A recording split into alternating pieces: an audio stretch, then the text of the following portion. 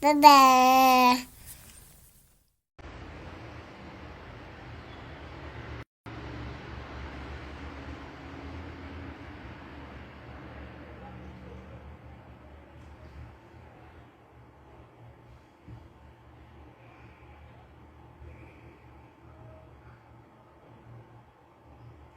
E muito bem. Vamos ver. Pardon, doutora Camila? Minha pede. Não sou sua pede, Fê. Sua pede da Resolvi Lelê. entrar por aqui, porque vai que o problema tava lá, né? Não sei. Tô te Tá me ouvindo, mas não ouvindo tô bem te agora? vendo. Tô te ouvindo, mas não estou Não, te vendo ainda. Ah, eu tô agora te entrou. vendo e te Beleza. ouvindo. Tá. Beleza? Desculpa problemas técnicos. É porque me ligaram aqui, eu tive que pôr no modo avião e agora deu tudo certo. Não vai ter mais Então tá bom. interrupções. Eu vou pedir pra você se apresentar de novo, pode ser? Claro! Então, eu sou fono de formação, mestre em saúde da criança e do adolescente pelo FMG, doutoranda em ciências fonoaudiológicas, especialista em saúde materna e infantil, fono da Clínica Consulta de Saúde e né, já tenho aí alguma experiência, né, na área de Muita amamentação, bagagem! que é um tema que eu amo. Com certeza, Camila, entre outras coisas, que ela trabalha muito bem essa questão do aleitamento e defensora da amamentação, do aleitamento materno, assim como eu, e estamos juntando nessa luta, né, Camilinha? Não é Exatamente. fácil. A mãe que amamenta sabe que não é fácil, mas a gente está aí para poder ajudar e ser rede Ajudar. de apoio também, né? Exato, exato. Muito bem, muito bem. Ó, então, eu queria começar falando. Retorno ao trabalho. Não é igual para todo mundo, né, gente? Cada um tem uma vida diferente. A gente tem, aí eu tenho pacientes que são autônomas, que não vão ter essa proteção aí de leis trabalhistas, que às vezes eu tenho que voltar com 1 mês, 2 meses, às vezes quando seja necessário. É, tem a maioria que volta por volta de 4 meses, às vezes 5, quando consegue emendar umas férias. E aquelas que são de empresas amigas da criança, às vezes funcionário público, que consegue 6 meses ou 7 também, dependendo das férias junto aí. É. É, mas aí começa já, como é uma questão muito heterogênea, né? A gente já começa a ver como é diferente, cada retorno ao trabalho é diferente do outro, então tudo que a gente for falar aqui, a gente tem sempre que adaptar para, né, aquela realidade de cada família. Ok, pessoal? Se tiver alguma dúvida específica, alguma coisa que saia muito do padrão, a gente tem que trabalhar caso a caso também. Exato. Foi uma demanda aqui das perguntas do box, falar um pouquinho sobre a legislação da mãe que vai voltar a trabalhar. Eu Uhum. queria que a Camila falasse um Uhum. pouquinho a respeito. Uhum. Então, a gente tem hoje uma lei federal que garante à mãe sair mais cedo do trabalho por 1 hora ou interromper o trabalho por 30 minutos 2 vezes ao dia até que o bebê complete 6 meses de idade, né? Que é o que a gente espera que se mantenha o aleitamento materno exclusivo. Por isso, até os 6 meses.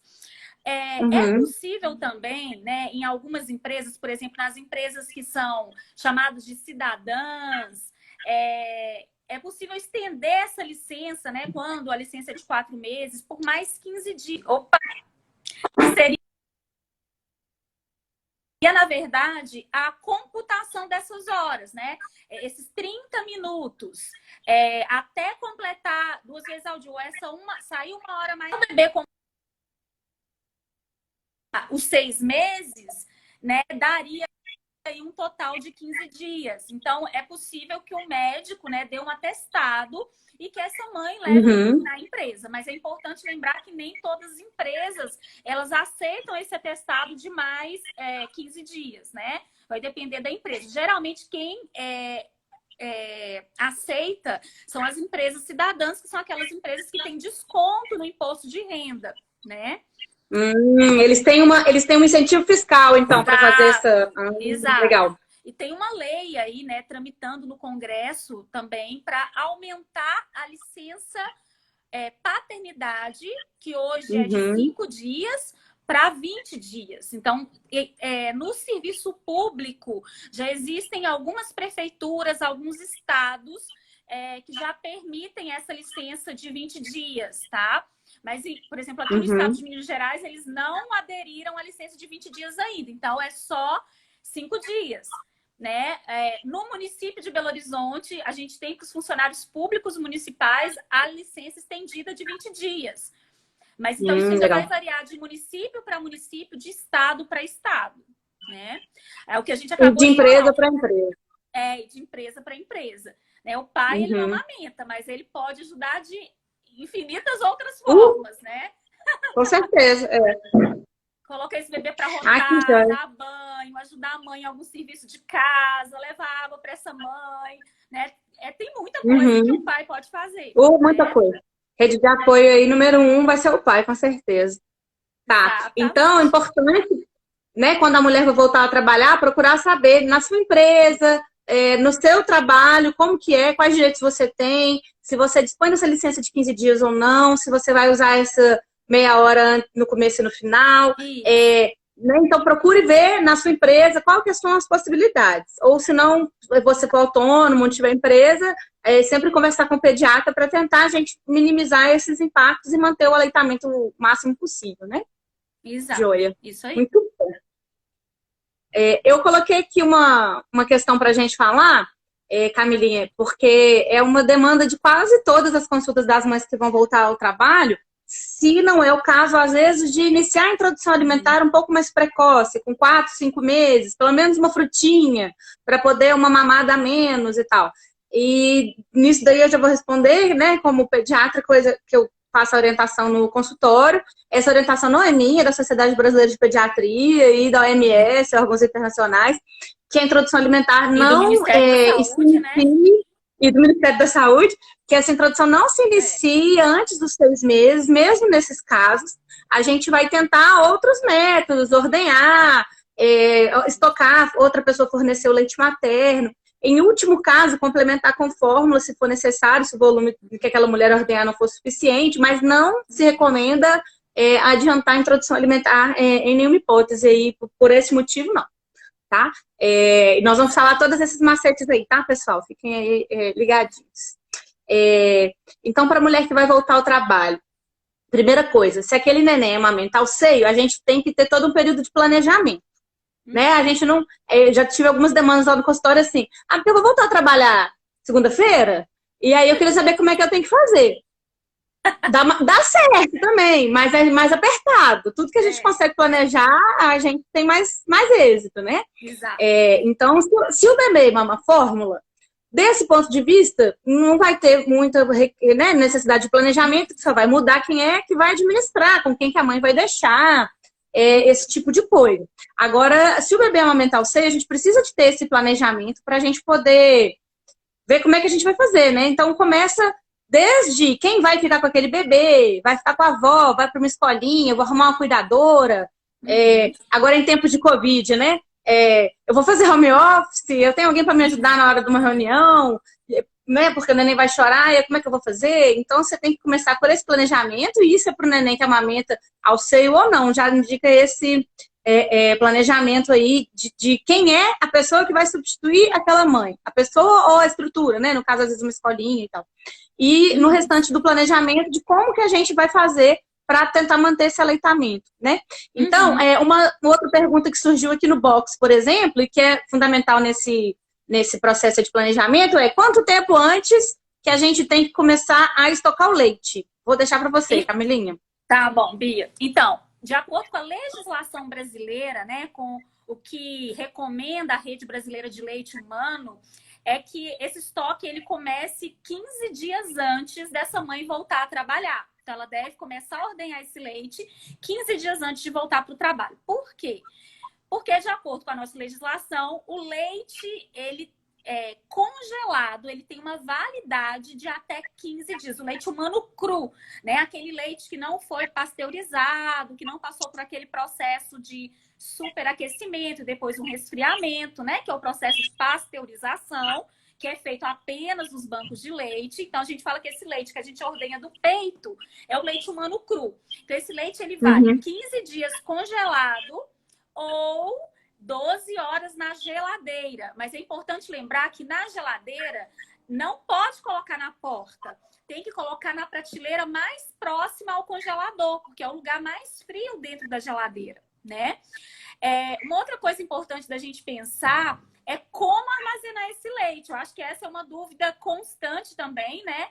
E as mães, elas sempre perguntam, é pote de vidro, é pote de plástico, é saquinho, é coletor, né? A gente tem muita mãe que às vezes vai para fora, faz um enxoval fora e traz aquele tanto de saquinho, né?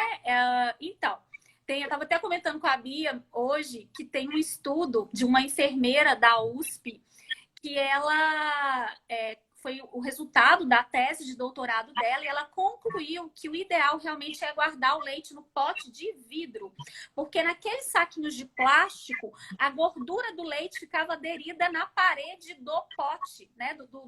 Do pote de plástico. Porque tem uns copinhos também reaproveitados, né? Que são livres de... São BPA free, enfim. Mas o problema não é ser livre daquelas substâncias que, quando aquecidas, né, podem ser tóxicas. A questão é que a gordura do leite fica aderida na parede do pote e do saco. Então, nutricionalmente, esse leite fica mais pobre. Por isso, o ideal é armazenar em pote de vidro com tampa plástica, né? Em caso que a gente consegue reaproveitar de vasilhame, seria o pote de Nescafé. Né? Porque o pote de maionese hoje ele já não é mais de vidro, né? Ele é de plástico. De vidro, então, então, hoje o único que a gente consegue aproveitar é o de Nescafé. Ou então comprar naquelas lojas que vende lá no Mercado Central mesmo, tem uma ótima para quem é daqui de BH, que vende de todos os tamanhos, porque o ideal também é coletar o volume que a gente vai oferecer para o bebê. Porque uma vez que esse leite foi descongelado, ele não pode ser congelado novamente. Então, o ideal é armazenar nas porções que a gente for usar, né? Tem uma recomendação de como que esse vidro ele tem que ser preparado para guardar esse leite. Então, o Ministério da Saúde recomenda que ele seja... que a gente pode ser, hoje em dia quase todo mundo tem esterilizador elétrico ou de micro-ondas, pode ser esterilizado nos esterilizadores, mas para quem não tem, vai pegar, como a gente fazia antigamente, vai pegar uma vasilha e a gente vai deixar só para esse fim, colocar água, depois que a água ferver, a gente deixa o pote e tampa por 30 minutos fervendo. Depois que ferve, a gente vai pegar um pano de prato limpo, colocar o pote de cabeça para baixo e deixar ele secar livremente. E depois, né, se eu não for coletar imediatamente depois, se eu for guardar esse pote esterilizado, ele tem validade até uma semana. Se em uma semana eu não utilizar, eu tenho que repetir todo o processo de esterilização. Tá? Isso vale para aparelhos de esterilização elétrica também? A esterilização elétrica aí tem as recomendações de tempo de esterilização, né? Que vai mudar de acordo com a potência do micro-ondas, vai mudar de acordo com o aparelho que a mãe estiver utilizando. Aí ela vai ter que ler o manual de instrução. 30 minutos é se for fazer da maneira convencional. Então, depois que a água ferver, 30 minutos no fogo, tá? Ok. Então, pessoal, recapitulando aqui, a gente vai começar a estocar 15 dias antes do retorno, porque no primeiro dia que a gente voltou a trabalhar, a gente vai usar o leite que a gente ordenou no primeiro dia lá dos 15 dias que a gente começou o estoque, tá? A gente tem que providenciar os potes, então, né? E antes de começar a coleta, esterilizá-los da maneira adequada, ou no micro-ondas, ou elétrico, ou dessa maneira convencional que a Camille explicou, no fervendo mesmo. Tem essa novidade aí sobre os potes, né? Que é uma recomendação para melhorar nutricionalmente, não perder a gordura do leite que fica aderida no pote de plástico. Isso é, né, uma evidência recente. E se a gente for usar o de plástico, não conseguir o de vidro, que seja aquele BPA free, sem o bisfenol. Então não pode qualquer pote de plástico também. Mas o que a gente descobriu agora, que eu não sabia essa novidade para mim, que a menina depois até me manda esse artigo aí que eu vou querer. Sim. De dar preferência para sempre o pote de vidro, para poder a gente não perder essa gordurinha que tá aderida. Beleza. a gente tem que ter cuidados também com a ordenha. Então, quando a gente for ordenhar, tem os cuidados de higiene que a gente tem que ter.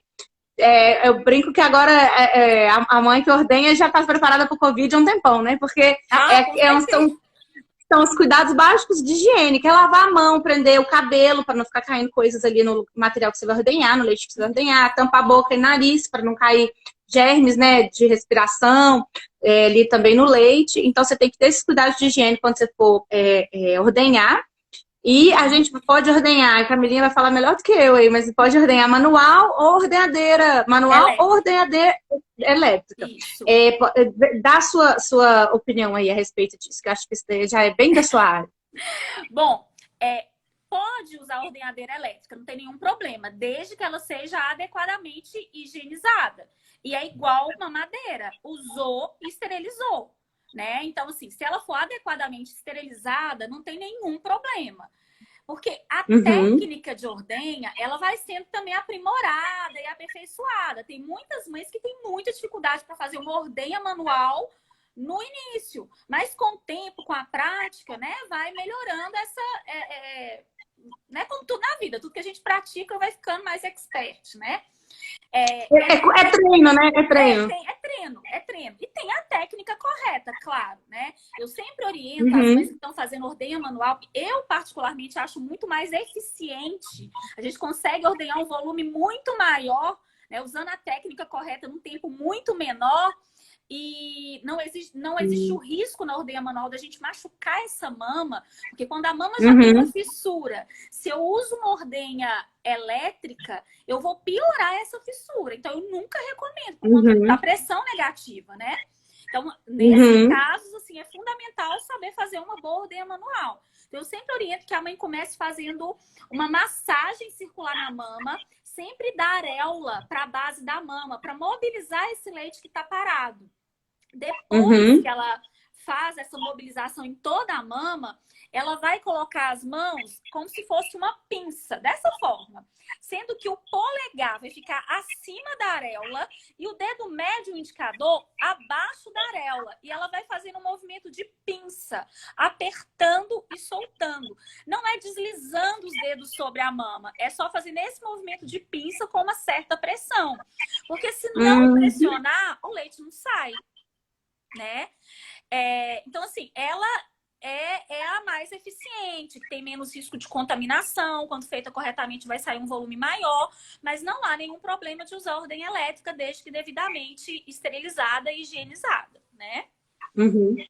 Ok, então essa dúvida frequente, a técnica exige treinamento, por isso que a gente tem que começar antes, né? A mãe já pode começar treinando ordenha desde sempre. Você amamenta, já treina ordenha, porque a ordenha vai te servir para várias coisas, né? Exato. A gente não precisa armazenar leite quando vai retornar ao trabalho apenas. A gente pode ter um leitinho lá para o pai, para a avó, um ajudante, às cuidador. Vezes a mãe precisa sair para ir ao médico, né?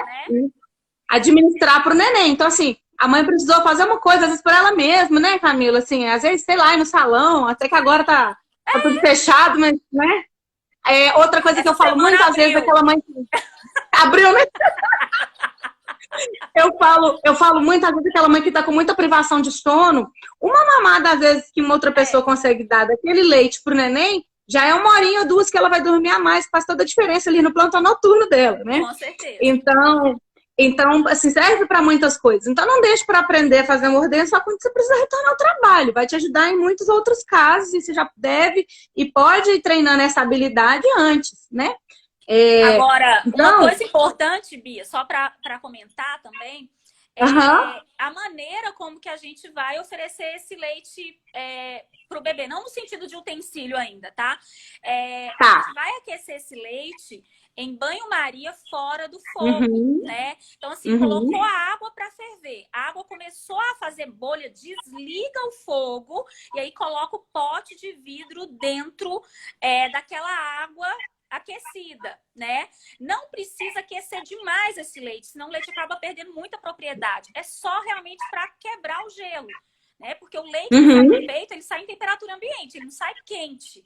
Né? Então não tem que falo muito isso, muito tempo, né? Porque quando a mãe tá usando fórmula, né? Aí a gente leva a garrafinha com água morna, né? Aquela coisa toda, aquela trabalheira danada. Então, não precisa aquecer. É só realmente quebrar o gelo. E é bom dar uma movimentar o pote, dar uma balançada no pote para mobilizar a gordura do leite. Porque tem um detalhe. Por exemplo, eu comecei a coletar o leite hoje e coloquei ele no congelador. Amanhã eu posso coletar e misturar com aquele leite que já está lá no congelador. Ele vale 15 dias a partir da data da primeira coleta. Só que tem um detalhe, não vou tirar o leite do congelador, o leite que está congelado, e vou ordenhar direto no pote. Vou pegar um copo de boca larga, que já vai estar devidamente esterilizado, vou ordenhar no copo e viro, depois que eu terminar, no leite que está congelado lá dentro do congelador. Então, é importante que a mãe anote numa etiqueta a data e o horário da primeira coleta, porque ele vale 15 dias a partir daí, né? Isso, super importante frisar, né, Camilinha, que essa questão da temperatura, né, do descongelamento do leite, porque muita gente pergunta, posso descongelar no micro-ondas? Qual que é o problema do micro-ondas, né, gente? Ele aquece desigual, ele pode ferver aquele leite, o leite não deve, em hipótese nenhuma, ser fervido. Porque mesmo antes de ferver, se ele já for aquecido a altas temperaturas, ele desnatura as proteínas, perde a parte viva do leite, né, de imunobiológicos. Então, assim, a gente tem muita perda nutricional daquele leite. Então, não pode. Tem que ser desse jeitinho que a Camilinha explicou. Em banho-maria, com fogo desligado e só tirar o gelo do leite. Porque eu uso exatamente essa analogia que você usou, né? A mãe, quando está amamentando, o leite sai na temperatura da mãe. 36 graus, 37 graus, o leite não vai para o neném mais do que isso. Então, você não precisa, nem deve aquecer mais do que isso. Então, só quebrar o gelo, como diz. A vovó falava quebrar o gelo. Não é? Isso aí. Quebrar o gelo. Da parte do descongelamento, então, a gente falou. Do armazenamento. Do armazenamento, você explicou, mas eu queria enfatizar uma coisa. Quando ficar em geladeira, então, até 12 horas, não é isso? E não pôr na porta. Achei ótima observação. Porque a porta é onde que tem mais variação térmica. Então, na verdade, nada que perde passo, você pode pôr na porta, né? Mesmo de comida. Então, ainda mais, imagina esse leite aí, que você não quer que ele perca nenhuma característica nutricional. Então, não coloque na porta. E se for no freezer, né, não esquecer de colocar as etiquetas, porque quando você já tiver 5, 6 frasquinhos lá, você não sabe mais que dia que é. Então, coloque a etiqueta. E essa pergunta sempre me fazem também, se pode colocar mais de morder no mesmo pote. Então pode, mas a validade é da primeira coleta. Então você anota a data e a hora da primeira coleta. E uma vez que descongelou aquele leite, você não pode reutilizar ele mais, recongelar e tudo. Me fizeram essa pergunta. A quantidade que o bebê vai usar, né? Que era nisso que eu ia entrar agora. Me mandaram essa pergunta no box também de perguntas. Se a gente tem como prever quanto é que o bebê vai mamar. Então, a gente tem uma fórmula aproximada aí, pelo peso do neném, né? Que para ele ter mais ou menos 100 calorias por quilo, ele vai ter que mamar em torno de 150 ml por quilo, durante 24 horas. Então, a gente faz esse cálculo com os pais, eu sempre faço lá. Isso, Regi, foi tu. A gente faz esse cálculo com os pais no consultório, ou vocês mesmos podem fazer, e divide mais ou menos, se for 8 mamadas, se for de 3 em 3 horas. Então, você divide esse valor diário por 8 para achar mais ou menos em cada mamada quanto é que aquele neném vai mamar. Mas isso, gente, é totalmente empírico, a gente tem que tatear. Tem neném que não vai dar conta de mamar aquilo tudo, tem neném que vai ter mais apetite do que isso, a gente vai ter que dar mais. Então, isso é pra gente saber mais ou menos de quanto em quanto que a gente vai ordenhar. Porque não adianta a gente congelar um pote lá de 300 ml e desperdiçar metade, né? Exatamente. É ouro líquido, vale sangue, suor e lágrimas, não dá pra desperdiçar. Verdade. Eu ouvi isso de uma mãe. É sangue, suor e lágrimas. Então, não pode desperdiçar. Então, a gente vai coletar em potinhos de acordo com o tamanho daquele bebê. Do quanto a gente espera que ele vai mamar, tá? A Carol Von Sucro está perguntando se aquecedor elétrico pode. Aquecedor elétrico para descongelar o leite? Eu acho que é complicado porque pode ter o risco de ferver, Carol. O ideal é usar mesmo no banho-maria. O bom e velho banho-maria, ok? Exatamente. E aí, eu queria entrar nos dispositivos para ofertar o leite. Se você quiser ir falando, Camilinha, eu baixei uns Tá, vídeos aqui para poder mostrar, todos com o neném mamando. Aí, se você quiser falando, eu vou mostrando aqui beleza. na Bia, antes minha, só de na minha entrar tela. nesse assunto, eu só queria falar uma coisa Claro, super importante. Para mãe que sim. pretende continuar a amamentar, né, depois que volta ao trabalho, né? Porque às vezes tem, né, tem mãe que fala assim, não, eu quero amamentar até 6 meses, né? Tem outras que seguem depois de 6 meses. É super importante que quando ela estiver em casa, que ela ofereça o peito para o bebê. Porque ordenha, seja manual, seja elétrica, nunca equivale à sucção do bebê. Né? E o que faz essa Uhum, mãe ter mais leite é o bebê sugar no seio. Quanto mais o bebê suga, mais leite a mãe produz. Né? Então é importante uhum, que quando ela estiver em casa, que ela ofereça esse peito para o bebê. Né? E nos intervalos das ótimo, mamadas, ela realize o processo de ordenha, então. Tá? ótimo. Ah, Pode falar. Entra- Entrando nisso daí, eu ia falar um pouco depois, mas eu acho que fica bom falar agora, Aham. complementar. Então, em casa, oferecer bastante o peito para Isso, poder manter o processo de produção. E, isso, gente, é super importante, quando estiver no trabalho, tem que ordenhar. Porque isso. que acontece? Naqueles horários que você está no trabalho, que você não amamentou, o seu leite fica retido na mama, isso gera um feedback negativo para o seu cérebro. Quer dizer, tá mandando para o seu cérebro a informação de, olha, o neném não tá mamando, diminui essa produção aí que tá sobrando. Então, Exato. se você. Tem muita gente que me fala assim, ah, mas se eu ordenhar, vai faltar pro neném. Não é. Leite do peito é o trem mais lindo do mundo. É igual o milagre da multiplicação. Quanto mais tira, mais Quanto produz. mais tira, quanto mais suga, mais produz. Exatamente. Quanto Não mais vai tira, mais faltar. produz. Não vai faltar. Então, assim, é fundamental ordenhar no trabalho para que a produção se mantenha. Porque senão você vai dar mamar pro neném só de manhã e de noite, ordenhar aí nos horários que você chegou em casa para continuar estocando. E aí?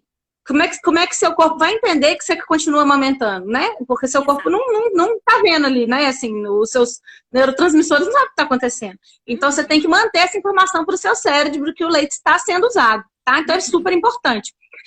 No seu trabalho, se você tiver onde estocar o leite, perfeito. Você vai ali no seu horário, sei lá, dos seus 15 minutos de café, faz os cuidados que você precisa, ordena, estoca lá na geladeira ou no freezer do trabalho, e quando for para casa, põe numa bolsinha térmica. Isso. Agora, no meu trabalho não tem onde eu estocar. Gente, tira, nem que seja para jogar fora, mas tem que tirar.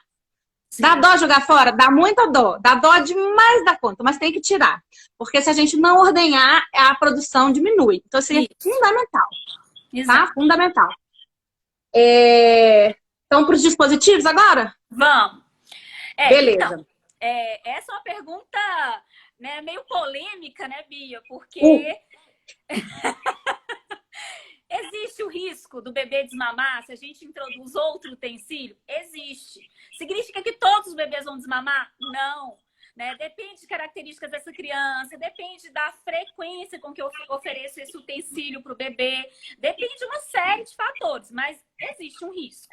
Né? Qual utensílio seria de menor risco para o bebê? O copo. Né? E aí a gente tem hoje em dia uma infinidade de copos disponíveis no mercado. Copo 360 graus, copo com bico de silicone. vou mostrar aqui. Você vai mostrar? Esse é o copinho, né, de vidro, né, Bia? Que é o que a gente usa, inclusive nos hospitais, né? Pode ser um copinho de tequila, um copinho de cachaça, pode ser uma xicrinha mesmo, pequenininha, pode ser a tampinha da...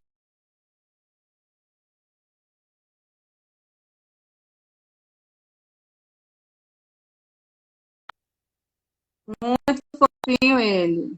E é ele quem vem buscar com a linguinha, como se fosse realmente um gatinho bebendo leite, né? Não é para baixar a língua e jogar o copo dentro da boca do bebê, né? Porque aí Perdi daí o o... bebê pode encordenar e acabar engasgando, né? Tem um vídeo aí, né? Eu perdi onde ele estava aqui. Mas eu mostrei aqui no começo, o pessoal viu. É, Só que você travou, o seu travou na hora. isso. Agora, essa questão do copo, tem muitos pais que ficam inseguros, né? Porque às vezes cai muito leite para fora, né? E vocês viram ali no início do vídeo que o bebê estava sentado no colo ali de quem estava oferecendo. E é exatamente assim que ele tem que ficar, né? Sentado. A gente tem que ter um alinhamento entre cabeça, pescoço e tronco, né? Isso é uma condição muito importante para evitar que esse bebê encordene com esse leite dentro da boca e engasgue. Então, ele tem que ficar literalmente sentado no colo de quem está oferecendo, tá? Para diminuir o risco de engasgo e de aspiração. Uma outra opção que se equivale ao copo e que tem algumas mães que preferem é a colher dosadora, né? Aquela colher, na verdade, isso, essa colher aí, né? Ela é de silicone, a gente coloca o leite dentro e tem um buraquinho, né? E o leite vai saindo num volume menor, então a gente consegue controlar um pouco esse fluxo de leite, né? Esse volume de leite diminui o risco do bebê engasgar. Então, muitos pais se sentem mais seguros com a colher dosadora, tá? Eu acho a colher dosadora mais fácil de administrar também, porque o copinho exige mais treino. Tanto da mãe ou do administrador, quanto do bebê. Exato. Normalmente os pais têm muito mais dificuldade com o copo. A colher é o que eu costumo ver mais sucesso, assim, e que não tem tanto risco de ter confusão de bicos, por exemplo, né? Saiu. Tá. Lembrando também que confusão de bico e confusão de fluxo são coisas diferentes, né? Não sei se todo mundo entende o que é isso, né? A confusão de bicos é porque o jeito de sugar no peito é diferente do jeito de sugar na mamadeira, né? No seio, a boca tem que ficar bem aberta, a linguinha tem que ficar mais pra frente, né? Na mamadeira é o contrário, a boca fica mais fechada, a língua fica mais para trás. Então, isso é que é confusão de bico. E na mamadeira, o bebê faz uma pressão intraoral, uma pressão muito menor e sai um tantão de leite. No peito, tem que fazer uma pressão maior para sair um volume de leite menor, né? Então, a gente fala que tem confusão de bico, que é a maneira diferente de sugar, e a confusão do fluxo. No peito sai um volume menor, na mamadeira sai um volume grandão, né? E por isso que a gente está aqui mostrando dispositivos alternativos, porque se a mãe vai voltar a trabalhar e oferta o leite dela na mamadeira, esse neném vai desmamar, o risco, certamente. Né? O risco é muito grande. É muito grande, né? Tem um risco grande de desmame. Realmente, o que tem menor risco de desmame seria o copinho ou a colher dosadora. Então, a colher dosadora, ela se equivale ao copinho, né? Quando a gente pensa em risco de desmame, tá? Aquele copo 360 graus, ele é ótimo para criança maior. Um bebê de 6 Eu vou mostrar meses aqui. Não dá conta de tomar naquele copo, né? Eu vejo muita dificuldade, em geral, com o 360 nessa idade. Mas tem neném que dá conta. Mas é mais difícil. Porque o bebê, ele tem que sorver para o leite sair. Se ele não faz, e ele fica um pouco perdido, né? Que é grande demais para a boca do bebê. Então, ele fica sem saber o que fazer. Eu acho que é ótimo para uma criança de 7, 8 meses. Mas para um bebê, assim, com 6 meses, eu acho que é difícil. Né? Aí a melhor opção realmente seria o copinho comum lá de vidro, de tequila, enfim, ou a colher dosadora mesmo, tá? Agora, aqueles copos de silicone, aqueles de bico de pato de silicone, ele se equivale a uma madeira no risco de desmame, né? Esse aí, viu, pessoal? Estão vendo aí, né? Esse aí, ó. Mesmo os de bico rígido também oferecem risco de desmame. De todos... da confusão de todos esses dispositivos, o pior é o copinho de bico. O de bico rígido é menos pior que o de bico maleável, o de bico de silicone, mas ainda não é o ideal, né? Eles também oferecem esse risco. Camila, mas o copinho seria uma alternativa para aquele neném que não conseguiu adaptar com nada mais, para evitar a mamadeira ou dá no mesmo? Seria uma alternativa, sim. Porque tem bebês... É um pouquinho menos pior que a mamadeira? Diria que é menos pior que a mamadeira, tá? É menos pior. Ok. Mas assim, o risco de desmame ele é grande por conta da confusão de fluxo. Né? Então, assim, o melhor dispositivo que tem menos risco realmente é o copinho comum ou a colher dosadora. Bia, eu tenho visto muito resultado positivo com a colher dosadora. Os pais que não se adaptam... Eu tenho usado muito. Eu tenho usado muito. É o que eu mais uso no consultório.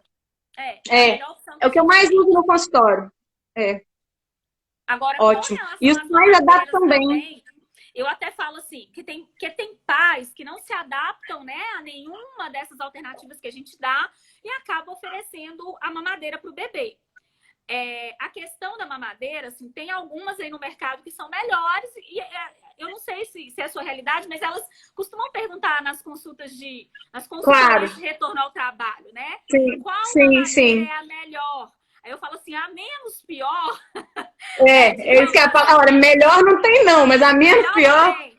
A menos pior é a da Medela, aquela em pétala, sabe? Aquela que tem a base mais larga. Não sei se você separou um vídeo dela aí. E ela tem Peraí umas que eu vou... ventosas que fazem com que aumente o tamanho do bico da mamadeira dentro da boca do bebê, tentando reproduzir o que acontece com o seio da mãe. Então, assim, eu diria que ela, não falo que ela é a melhor, eu falo que ela é a menos pior, né? Se essa for a opção da família, tá?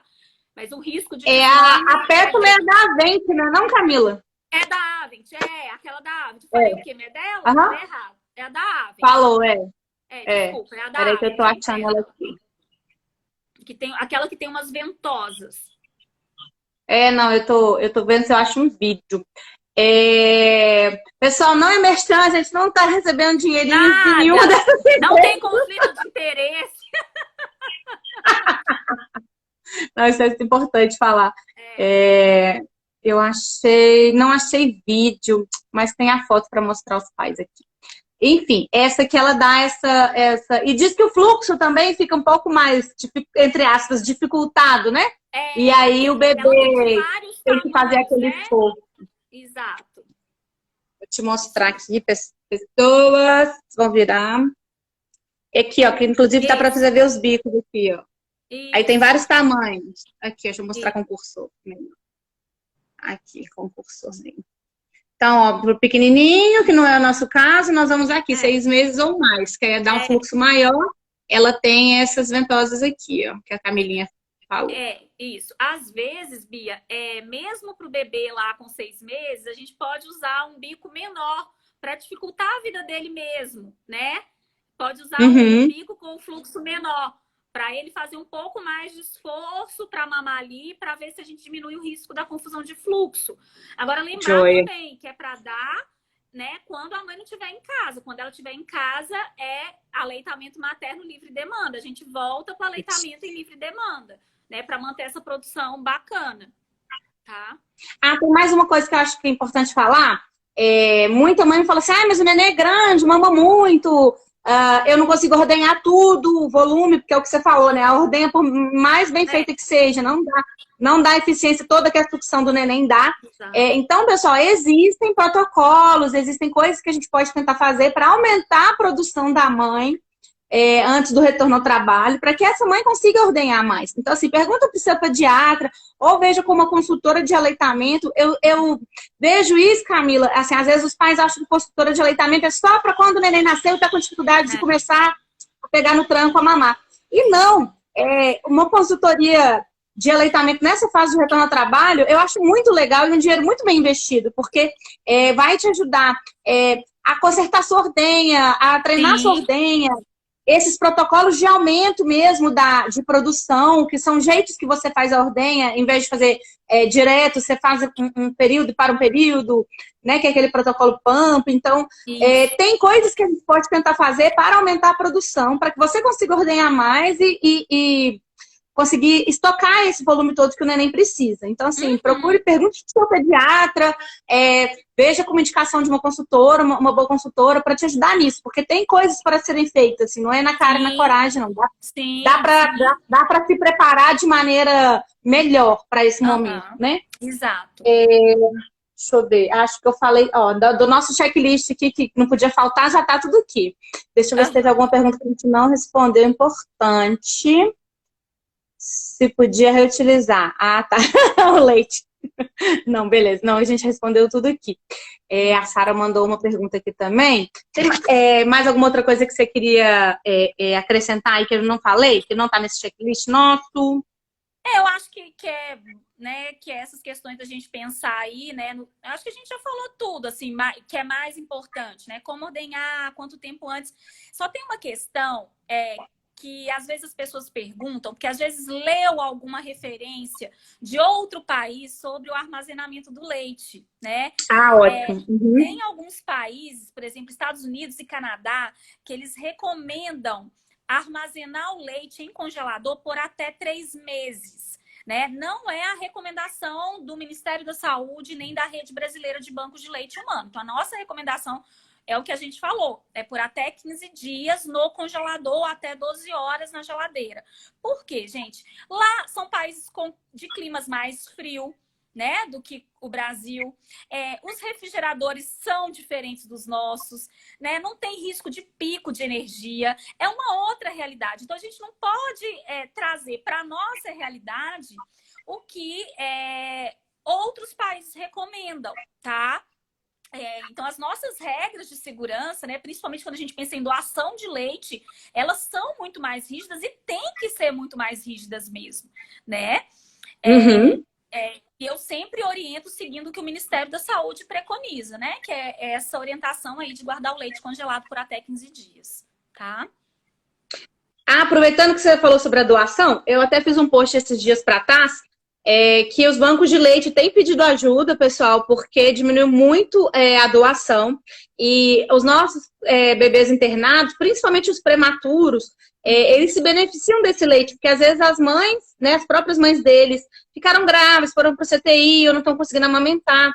O prematuro, quando a gente dá para ele fórmula, aumenta muito o risco de doenças hemorrágicas, doenças intestinais, da criança não tolerar a dieta. Então, para o prematuro, é muito, muito, muito, muito melhor quando ele recebe um leite materno, mesmo que não seja da sua mãe, né? Então, esses bancos de leite fazem o quê? Eles pegam esse leite, pasteurizam, então, elimina ali qualquer impureza, e a gente pode oferecer esse leite com segurança para os bebês. Então, assim, salva vidas mesmo. Então, doar leite é igual doar sangue, sabe? Salva vidas mesmo. Durante agora a epidemia de Covid, né? Está ocorrendo uma triagem dessas mães pelos sintomas e tudo. Então, o banco de leite entra em contato, faz essa triagem e eles continuam buscando em casa. Então, você só tem o trabalho ali de ordenhar e estocar. Então, aquela mãe que está com mais produção, está tendo sobra, né? O neném não está mamando todo o volume. Como a gente brinca, quanto mais mama, mais tem. Então, às vezes acaba sobrando mesmo. Não deixa aquele leite sobrar, não. Nem jogue fora. E você vê que você está tendo mais leite, ordenha, armazene e liga no banco de leite. Eu tenho um post aí dessa semana com os telefones aqui em BH, né? Para quem é de Belo Horizonte, tem o Odete Valadares e o da Sofia Feldman, que buscam em casa. Você conhece algum outro aqui de BH que busca em casa, Camila? São esses mesmo, né? Tem esses 2 bancos de leite. A Santa Casa está implementando, mas ainda não está em funcionamento. Lá ainda funciona só como posto de coleta. Lá no Odilon também funciona, tem um banco de leite, mas funciona como coleta. Eles não fornecem para fora, não. Então, mãe que está lá internada, quiser coletar para o seu bebê ou para doar, lá coleta, mas não fornece para fora. A Leila enfermeira lá do Odilon, tá lembrando que lá no Odilon tem. Mas o problema é esse, Leila, a gente não pasteuriza. Então, a gente não fornece para fora, tá? Então, fica essa lembrança aí da doação. Você não tem esse trabalho de levar. Só uma questão importante que eu queria enfatizar é que a mãe, né, com sintoma de síndrome gripal, mesmo que não tenha diagnóstico confirmado para Covid-19, ela não pode doar leite até remissão completa dos sintomas, né? Mas pode amamentar o seu bebê, né? Inclusive, tem um estudo que foi publicado semana passada falando sobre isso, que foi identificado anticorpos para o Covid-19 no leite de mães que tiveram Covid. Né? Olha que bacana, né? É o que a gente fala, o leite materno já é a primeira vacina do bebê mesmo, né? Sim. Já está protegendo o bebê ali, né? Tudo que aquela mãe tem, ela ou teve ali, ela transmite esses anticorpos através do leite para o neném. Como o Covid é uma doença nova, ainda não tinha essa comprovação, apesar de que a gente já imaginava que acontecesse. E saiu esse estudo mesmo, da semana passada, que como a amamentação protege o bebê através desses anticorpos que passam. E eu tive casos de conhecidos, viu, Camila? Que o pai, a mãe e mais uma outra pessoa da casa infectados, e o bebê que amamentava não se infectou. Olha, então, assim... Que Não é maravilha. paciente, não é paciente meu, mas é parente de um paciente meu, e ela me falou. Ela, você acha, doutora, que é? Eu falei, com certeza. E falei do Com estudo para ela certeza. e tal. Bacana. Muito legal. A Leilane aqui, nossa enfermeira lá do Odilon, tá falando para mim que no Odilon busca em casa. Leile, vou procurar saber então, tá? E vou adicionar o telefone do nosso banco de leite, então, que teve esse upgrade que eu não estava sabendo, no nosso post para poder fornecer para vocês aí. Mais uma coisinha que eu achei muito legal, a Sara, que é psiquiatra infantil, ela mandou assim que como que é essa transição para o neném que ficou 6 meses agarrado na mãe e no peito, se for leite materno exclusivo, e do dia para a noite perder a mãe e o peito. Que é difícil para o neném e é difícil para a mãe. E ela perguntando a respeito da introdução alimentar. Então, assim, a introdução alimentar precoce, como eu disse, a gente não recomenda, nem nesses casos. E mesmo assim, não vai mudar dessa questão da perda, né? Do apego, né? Se introduzir ou não alimentação antes, não vai mudar nada disso. Então, o que a gente tem que fazer é esse grudinho com o neném o máximo possível no período que a gente estiver em casa, de manhã, de noite. E outra coisa que a gente ouve muito dizer das mães, né, relato das mães, que quando elas voltam a trabalhar, às vezes o neném volta a acordar muito à noite. Mas não é porque seu leite está fraco, viu? Você que pergunta aí, todo mundo pergunta isso é muito frequente. É muito comum que aquele neném esteja procurando aí nesse acordar a presença da mãe, o estar com a mãe, aquele apego seguro ali de estar com a mãe, né? Então a sua figura de apego que o neném quer, não é mamar somente. O aconchego, então, né, Bia? É o aconchego, né? Exato. Então, assim, às vezes a mãe fica toda cismada que o leite tá ruim, porque o neném acordou mais à noite, mas pode ser só por isso, aquele neném está sentindo falta da sua presença ali durante o dia, agora que você voltou ao trabalho. Então, não se culpe, mas vai ser um pouquinho mais desgastante, mas é recompensador, né? E é um jeito de manter o aleitamento, essa ordenha, essa sucção com mais frequência. Deixa eu ver o que mais. Acho que nós falamos tudo. Gente, se tiver ainda perguntas que a gente não respondeu, eu vou conferir aqui agora e vou postar no Stories as respostas para as coisas que a gente já respondeu e das que ficaram faltando. Eu vou disponibilizar também esses vídeos com os dispositivos de oferta de leite. E acho que a mamadeira eu não vou pôr, não, só de pirrar. Também acho que não é bom pôr, não. Não vou pôr não, tá, gente? Porque nós vamos tentar, né, manter o aleitamento sem precisar da mamadeira, ok? Bora treinar com esses meninos aí, os outros dispositivos. Tudo na vida é treino. Isso aí. Colher dosadora, acho que teve um ou outro que contando no dedo que não se adaptou. Em geral, com um pouquinho de insistência e boa vontade, sempre dá certo. Exatamente. Camilinha, queria te agradecer muito. Imagina. Gente, Camila é esse ser aí de luz. Tem um ambulatório. Você não falou, mas eu acho que vale a pena. Ela tem um ambulatório no SUS só de amamentação. Essas questões aí de dificuldades de amamentação iniciais, retorno ao trabalho, tudo isso ela orienta. Então, ela está aí nas duas pontas, tanto no serviço privado quanto no público, na defesa do aleitamento materno. Amo o SUS, defendo o SUS assim com unhas e dentes, que o SUS é lindo, maravilhoso e funciona.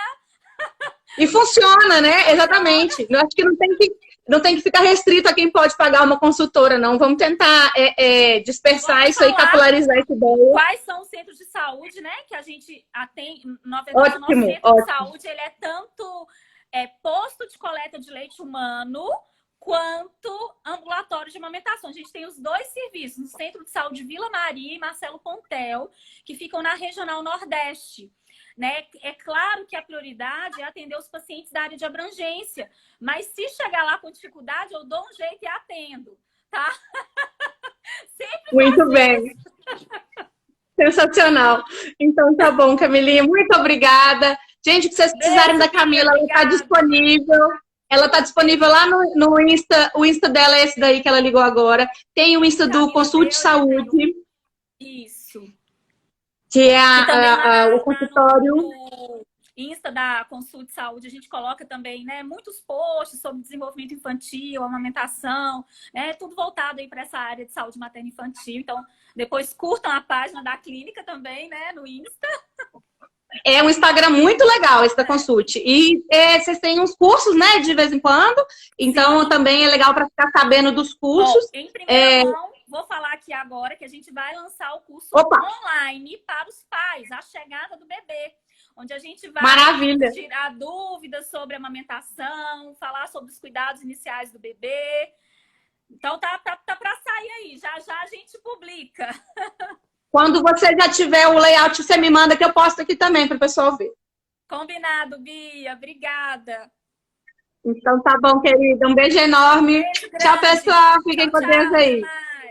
Uma coisa importante, só mais uma coisinha. Na semana que vem, eu vou estar aqui junto com a Luciana Zanzoni, psicóloga, neuropsicóloga infantil, falando sobre os impactos da quarentena, do confinamento, do distanciamento social nas crianças e nas famílias, né? Então, essas dificuldades que a gente está tendo, que todo mundo está tendo, sejam os que estão confinados, que estão trabalhando, que estão vendo aí o seu dia a dia todo virado de ponta cabeça, fiquem ligadinhos aí que quarta que vem vai ter essa live super legal com a Lu Zanzoni.